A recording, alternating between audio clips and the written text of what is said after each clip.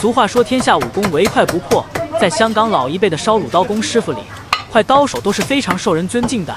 一位好的刀工师傅，决定了一家店铺生意的红火。今天要说的这位刀工师傅，人称快刀三哥，他是这条街里刀最快的老刀手，巅峰时期的快刀三哥，1分钟就能分解3只烧鸭。让我们一起来看看这位神奇的快刀手吧。对了，喜欢我的视频，长按点赞3秒即可触发幸运特效哦。如果一家武馆没有一位宗师坐镇，说明这家武馆不正宗。同样的道理，一家烧卤店没有一位老刀工师傅，就证明这家店并不算老字号。虽然这是老一辈的道理，但是放在现在也似乎合情合理。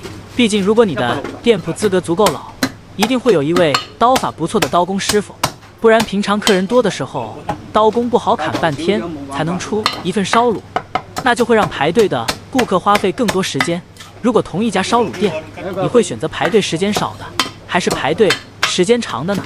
我想绝大部分人都会选择排队时间少的吧。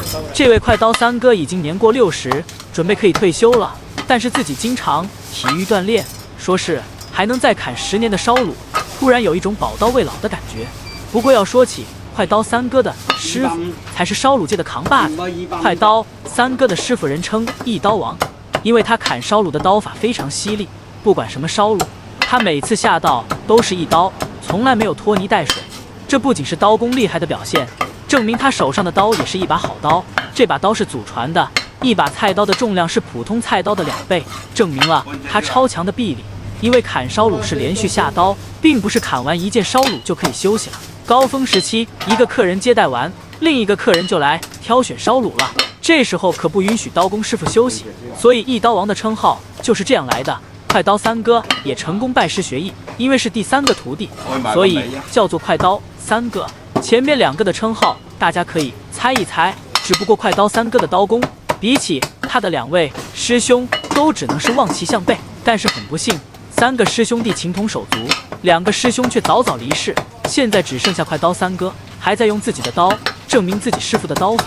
当然他们的刀的重量比起普通的菜刀也多重了2倍，所以在拜师学艺的时候，师兄弟3人每一个人都练出了麒麟臂，力量可以说非常的强悍。不过这也是成为快刀师傅的一个条件之一。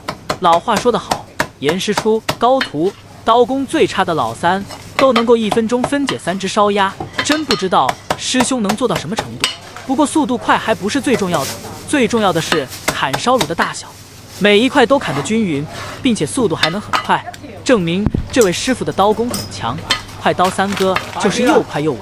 大家认为这位刀工师傅的刀法怎么样？欢迎在评论区留言讨论。